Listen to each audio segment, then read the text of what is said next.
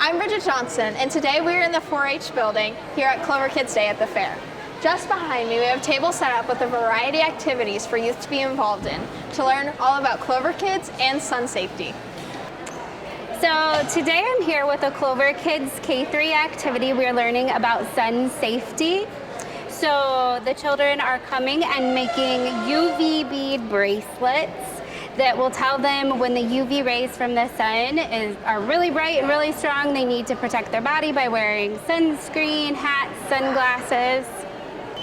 So we really encourage our K-3 members to get involved in Clover Kids because it helps build some really important life skills like how to work together with friends, how to make decisions in a safe environment, and we also have a lot of great activities that support fine motor and large motor skills. So it's all kind of life development that happens in the Clover Kids program. And we went behind there and made like the thing you sit on, like you go up in the sky. And we made that and we put it down a zip line and it worked, and then it kind of fell apart.